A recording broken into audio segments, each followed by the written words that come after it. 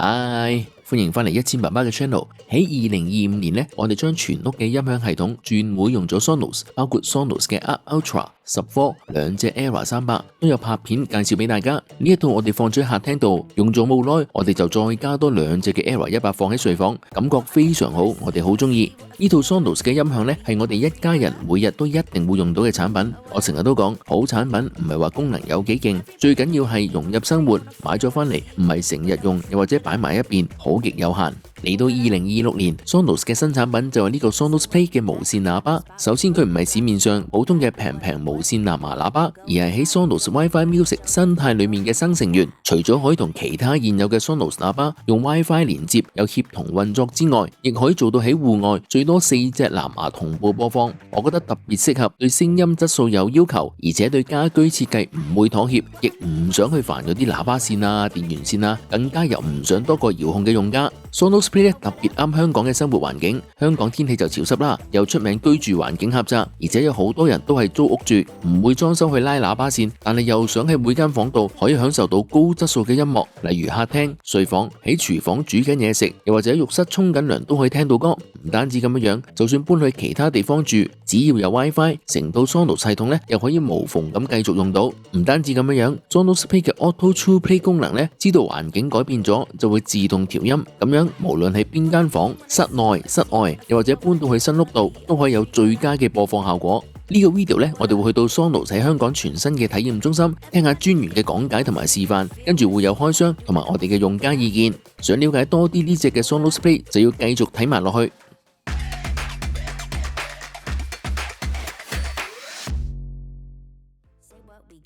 簡單用1分鐘介紹下 Sonos 呢個品牌。佢喺2004年喺美國加州成立，係無線多房間音響系統嘅開創者，專注喺高端嘅 WiFi 音響系統。佢哋每一個嘅產品咧都有相互嘅協同效應，好處係可以簡單由一件產品開始入手，之後有需要先再慢慢加入其他 Sonos 嘅成員，逐步去強化成個音響系統。喺傳統嘅 Hi-Fi 喇叭，聲音咧有強烈嘅方向性，所以會有皇帝位嘅出現，坐喺呢一個小小嘅特定位置，先至會聽到最好嘅音質。Sonos True Play 自動調音嘅目的就係要消除皇帝位呢個限制，透過房間掃描、自動 EQ 調整，去優化直接同埋反射聲，令到聲音更加均勻擴散。咁樣全間屋大部分位置都可以聽到接近最佳嘅音質。其實仲講皇帝位已經過時，而家大家關心嘅係整體聲音嘅包圍感。喺香港好多嘅電器零售商都可以見到 Sonos 嘅產品，亦可以叫店員當場試下。不過如果想認真啲，喺一個好似屋企嘅環境度，仲有專員去做示範同埋解答問題，我就強烈建議去到 Sonos 嘅體驗中心。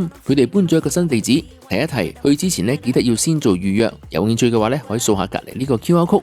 如果係揸車嘅，都可以直接泊喺大廈嘅停車場。個體驗中心嘅位置喺觀塘 Two Sky Park 嘅15樓 Co-working Space 裏邊，入到嚟就會見到裝修到屋企嘅客廳咁。今次同我哋講解嘅專員，佢叫阿毛。多謝兩位今日抽時間過嚟啦。今日就想重點講下 Sonos 嘅新產品啦 ，Sonos Play 啦。Sonos 喺呢個產品推出嘅背後咧，有個好大 story， 想強調佢哋一間系統嘅公司嚟。其實 Sonos 2004年、05年開始嘅時候咧，部署緊呢樣嘢。例如喺嗰邊你會見到一隻 Sonos Play 3咁一個2021年嘅產品。咁時至今日佢都仲可以 work， 仲可以同唔同嘅喇叭去做 grouping 一齊播歌咁樣。咁但係重點就係 Sonos 一直都好強調，就係啲嘢應該係要撈埋一齊玩。啲嘢咧應該係連貫一致嘅。去到2026年咁樣啦，Sonos出咗好多唔同類型嘅產品啦，有 headphone， 有 portable 嘅喇叭，跟住亦都出咗啲 Dolby Atmos 嘅聲班。去到2026年，Sonos想回歸原點啦。第一樣嘢佢哋會講咧，就係聲音唔係淨係存在喺個喇叭嗰度，或者存在喺個 product 嗰度，其實應該係我哋生活入邊一部分。即係啱聽兩位去 share 啦，其實每一日都會用到嘅。你會聽歌，你會睇電視，唔知大家有冇經歷其他嘅電子產品啦？好多時候有新嘅一代咧，你舊嗰個可能就送俾朋友啦，或者可能就轉手賣咗佢，你就唔可以繼續用翻。Sonos 就唔相信係咁樣，應該啲嘢咧係有一個連貫性喺入邊嘅。你買咗新嘅嘢，你可以加落去加強個體驗。佢哋每一次出產品嘅時候，都會問自己呢個產品我出嘅時候會唔會係加強到幫助到某一樣嘢咧？我係擺落去個 Sonos 系統用嘅時候，我會唔會係有實際嘅提升咧？如果唔會嘅話咧，其實 Sonos 就會繼續 proceed 去出嗰樣嘢啦。咁所以回顧過往幾年啦，其實 Sonos 每一年都淨係出幾件產品嘅啫。咁就去到今日我哋主角啦 ，Sonos Play 啦。咁 Sonos 出呢個產品嘅時候咧，都會好着重去諗點樣去加強用嘅時候成個嘅體驗啦。點樣擺落日常生活嘅時候係真係 benefit 到。咁 Play 呢個名其實有啲特別嘅，以前 Sonos 有一個系列叫 Play One、Play Three、Play Five， 咁嗰陣時好多人都因為呢個產品咧就將 Sonos 帶咗翻屋企啦。咁去到今年啦 ，Sonos 想 pay homage to 呢個產品先啦，咁所以佢哋就重新起用翻呢一個名，佢就係一隻屋企喇叭啦。你可以好似頭先咁講，隨時擺一個充電喺度，跟住你可以擺定喺度用。咁但係例如你要去唔同嘅房，你可以隨時攞起，跟住就可以擺第間房用啦。呢個亦都係我成日聽一啲 Sonos 客人會問嘅，就係佢覺得哇，我覺得Era 100、300啲聲好靚，個樣好細隻，但係可唔可以攞嚟可以用？呢個就正正 address 咗呢一個好多人問嘅一個問題咯。唔單止喺屋企啦，甚至攞出街用都得嘅。有陣時要去啲 road trip 啊，出去 picnic 啊，咁其實呢隻喇叭都細隻輕身，攞出嚟時候都好方便。呢隻喇叭新嘅一樣嘢啦，就係佢係第一隻 Sonos 嘅喇叭，可以喺冇 WiFi 嘅環境情況下咧，連最多4隻喇叭一齊播歌，4隻 Sonos Play 啦，或者 Move 2都得。咁呢個亦都係 Sonos 繼續去印證佢哋想做嘅係話，唔單止新嘅產品有新嘅功能啦，其實舊嘅產品有 software update 咧都可以有新嘅功能咯。你會攞上手發現咧 ，Play 係會重手少少。呢個電池有幾大，上唔上到飛機咧？上到，佢35 Wh 啊。好得喎，係啦，去旅行未必攞4隻啦，可能係喺香港你去唔同嘅地方擺車，咁你就可以攞幾隻出去咁樣咯。入邊嘅少少構造啦，佢就係一個 stereo 嘅喇叭嚟嘅，單隻咧已經有咗聲道噶啦，所以聽歌就唔會淨係得一把聲，一個低音單元啦，再加2個嘅低音反射，所以 overall 其實佢個低音幾勁嘅，雖然細隻，但係啲聲幾大。Sonos Play 咁就而家做緊3099，咁啊黑白兩隻色，我都講夠啦，我都係講夠，係啦，我哋係時候可以俾 Sonos Play check 下聲啦。我哋係試下，佢成套嘢係好靚仔喎，我覺得。佢啲顏色係有夾過嘅，即係全部嘅產品咧，無論係咩物料都好啦，你見嗰啲白色、黑色其實係好一致嘅，冇違和感，完全係擺落去係好靚、好 neat，我覺得係。好簡潔。係啊。我第一首歌預備咗。大家試下，就係 Ed Sheeran 嘅 Play 咁樣啦。咁呢首歌開始有個鋼琴，跟住個人聲。第一樣嘢我聽到咧就係 Sonos Play 係細隻，但個 power 係夠勁。我會大概係6至7成嘅音量。我覺得以一隻咁細隻嘅喇叭嚟講，幾清嘅啲聲。咁另一首歌我想同大家試下咧，就會係呢今年最佳新人獎格林美Olivia Dean 嘅一首歌。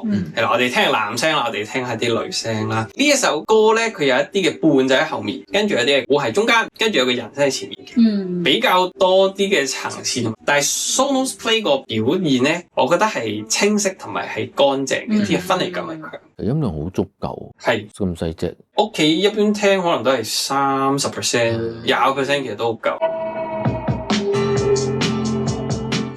咁我覺得係幾唔錯嘅，係啊，低音都好夠，低音夠同埋佢人聲好清楚嘅喎。所以有啲人會比較就係 Era 100個聲真係，我啱啱就想講係咯，好似嘅。其實真係好似嘅，但係你諗下就係佢冇插濕電，佢真係 battery power 就已經做到呢一個效果咯，係真係幾唔錯嘅。咁當然啦，喇叭即係叫做物理限制啦。如果你可以做一對 stereo pair 埋一齊咧，啲聲會闊啲嘅。係應該會。Which is 下一個步驟咧，我就試俾大家睇下啦。係啦，Sonos Play 咧都可以做一對嘅 stereo 嘅。就呢個有啲毒。我咁講嘅，試一對都翻唔到轉頭，真係好正嘅一對就個感染力強好多嘅。我下一首嘅試咧就係 Bruno Mars 嘅一首歌啦，睇下呢一個。咁喺屋企用過 Era 100，其實可能都會熟悉呢一個 app 啦。咁 Sonos Play 嘅 pairing 嘅體驗都係一樣嘅啫，揀一隻喇叭，跟住喺呢度揀配對立體聲，咁全部都係圖文並茂啦。甚至你屋企多過一隻 Play，你都唔知呢一隻係邊一隻嘅時候咧，你都可以撳一個喇叭掣。你知係咁嘅啦。而家就聽係左定右邊，而家應該係右手邊嘅。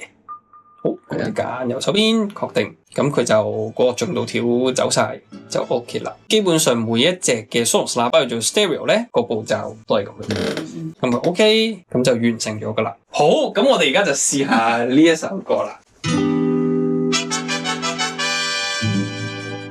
好好勁啊，就可以買翻屋企嘅。係咪好？我真係講到真係好勁，因為你又唔使插線，但係又有咁嘅效果，嗰個分別都幾大。即係當你單隻同個音場大打上去真係爭好遠。係 Sonos 醒目嘅地方咧，就係其實佢知道自己配對緊啲乜嘢，播緊啲乜嘢，環境呢啲嘅因素佢全部都知嘅時候咧，佢可以自己 optimize 翻類似嘅一啲嘅技術啦。例如你屋企有 Ultra Subwoofer 加 Surround 咁樣啦，其實佢唔係只係單純加啲嘅喇叭落去，佢係知道自己配緊一隻 Subwoofer，所以佢可以將某啲嘅工作派俾佢，佢可以做其他嘢多啲。呢度都一樣 Stereo 嘅時候，佢知道自己多咗一個幫佢啦，高音單元啦，嗰啲 Woofer 啦等等嘅嗰啲配搭咧，都係用一對咁樣嘅諗法去配落去嘅。佢又唔係加咯，佢真係 multiply 到個效果咯。哇，係好豐富啊，係咪啊？好立體嘅，啲嘢係好 immersive 咁樣嘅。都係啊，勁我都真係。呢個係 Sonos 好多產品嘅魅力。犀利犀利！我哋啱啱聽完林憶蓮演唱會，我哋試下林憶蓮嘅歌先。我見你呢個笑容，你係想帶多隻走？冇啊，我笑下啫。同埋咧 Sonos 嘅產品咧，揸上手其實全部都好實淨，build quality 好好嘅。佢全部都係好 solid 咯，佢又唔似一個好膠咁樣。揀一首歌撳就我哋去過啦。其實喺個 demo 之後咧，我哋都有試到 Sonos 其他唔同嘅產品，仲傾到一啲嘅傳聞，例如嚟緊 Sonos 會唔會有啲入耳式嘅耳機？不過呢個 video 咧就唔方便講啦。嚟到開箱 ，Sonos Play 同其他 Sonos 產品一樣，有經典嘅黑白兩隻色揀。我哋全屋嘅 Sonos 產品咧都係白色，所以今次嘅 Sonos Play 我哋都係揀翻白色。我自己好 enjoy Sonos 產品嘅開箱過程，從個包裝設計基本上都可以估到個產品嘅質素。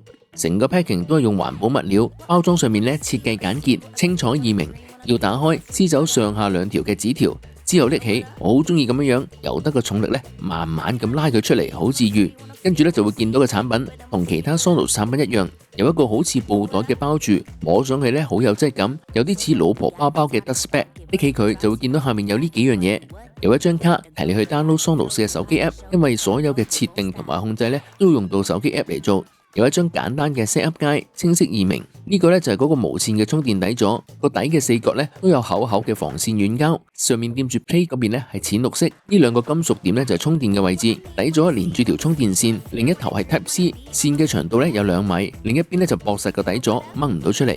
睇翻個 Sonos Play 嘅本體，搣開張 label，攞部機出嚟，見到嘅係白色版本，拎上手咧好紮實，機頂咧有4粒掣，左右兩邊嘅加減用嚟控制音量大小，中間嘅 play 掣撳一下播歌，再撳一下暫停，連撳2下咧就下一首歌，連撳3下咧就去翻上一首。操作上同大部分嘅耳機又或者智能眼鏡嘅播歌控制係一樣，機底掂住無線充電底座嗰邊咧一樣都係淺綠色，嗰兩點咧就係充電接觸位。我哋睇下個機背，見到有個手抽位，同一樣嘅淺綠色，係一個一體成型嘅軟膠，可以咁樣360度旋轉，感覺好穩陣。下面咧有3個掣，藍牙、收音咪同埋個 power， 最底係個 USB Type C 嘅插位。呢個插位咧有4個功能，第一可以插 power bank 嚟直接充電，建議要用有45W 支持到 PD 嘅 power bank。第二可以插 Sonos 嘅 combo adapter， 咁樣就可以插 network 線，唔怕 WiFi 唔穩定。第三可以用翻頭先嘅 Sonos combo adapter， 又或者 Sonos 嘅 9in adapter， 就可以做到 3.5mm 嘅 9in， 可以用嚟駁其他嘅音源。第四，將 Sonos Play 變成 power bank 去叉其他嘢，佢嘅內置電池咧係35Wh， 細過100Wh， 可以帶上飛機。而且呢個內置電池如果用咗幾年開始老化，亦可以自己更換。開箱完畢，試下開機，係一個設定過程。首先要喺手機度安裝 Sonos App， 跟住喺個 Play 嘅後面撳 Power 掣，你會聽到個 Jingle。之後喺個 App 度已經見到佢會自動偵測到，問你係唔係要加入呢一個嘅 Sonos Play。個 App 會叫你將個 Sonos Play 插入 Type C 線充電，或者放上去個無線充電座度。我就直接用 Power Bank 嚟到插 USB Type C， 見到佢攞緊23W。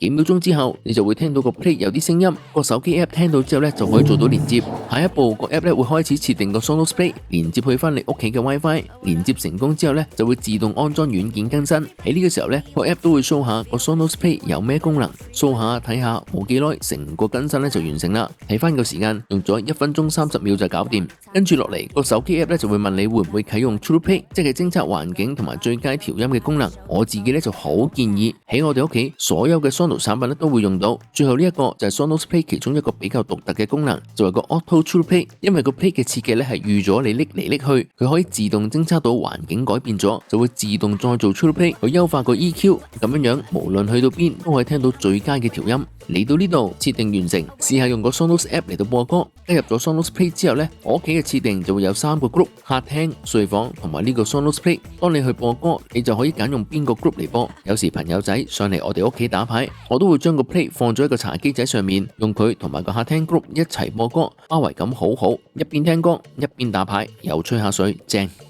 用家意見，我哋用咗 Sonos Play 都有2個月，雖然佢機仔細細，但係音質的確唔錯，尤其係人聲同埋中高音非常清晰，經常用嚟聽歌追劇就啱晒，而且有好多情況都可以用到佢，好似用嚟做鬧鐘起身，跟住拎埋佢入廁所刷牙洗面，再入廚房準備早餐。如果出去 outing 或者沙灘，又或者好似我哋咁呢排成日打 pickleball，我哋都會帶埋個 Sonos Play，好有威。部機本身係 IP67，完全防塵，強力防水。香港咁潮濕又經常落雨，就算唔小心撥濕咗都唔使擔心。講咗好嘢，又有冇乜嘢要留意呢？首先 Sonos Play 係一個高端嘅無線 WiFi 同埋藍牙喇叭，除咗喇叭嘅本體之外，仲有埋 Sonos 嘅播放系統。香港嘅零售價錢係3099蚊，有啲份量。不過如果親身試過用過 Sonos 嘅系統同埋產品，就會覺得物超所值，小心入坑。第二樣嘢就係個充電指示燈可以做好啲，開始叉電10秒鐘之後盞燈就會熄咗，你係唔知道究竟佢係咪叉緊電，叉咗幾多，定係已經叉滿咗。要知道個電量有幾多唯一嘅方法要打開個手機 app 先至見到。其實可以做到叉緊電嘅時候，指示燈好似呼吸咁樣，有節奏咁光暗，用節奏去表示個電量，咁樣會唔會方便啲？最後一樣嘢就係個系統嘅限制，因為佢係無線嘅環境，需要做 buffering， 所以會有75個 millisecond 或以上嘅延遲。如果係純粹攞嚟聽歌，係完全察覺唔到嘅。睇片追劇尚可以接受，間中會留意到少少 lip sync 嘅問題，情況同市面上嘅無線喇叭一樣。不過而家大多數中高級嘅電視又或者其他播放裝置都可以偵測同埋自動處理，但係就唔可以用 Sonos Play 當成個 sound monitor 嚟到剪片。要剪片最好都要用翻啲有線嘅監聽耳機。記得要睇翻自己嘅情況，揀自己啱用嘅產品，做個精明消費者。如果有興趣呢個 Sonos Play，可以去到各大電器零售商，又或者 scan 落隔離呢個 QR code 都得。希望你哋會中意呢個 video 啦！如果想繼續支持1000爸爸 channel 嘅話，記得 CLS comment like and share 留言點讚同埋分享，記得要撳埋隔離嗰個鐘仔，咁樣一有新片發布嘅時候就可以即時收到通知。好啦，今次節目時間夠啦，下次再見，拜拜。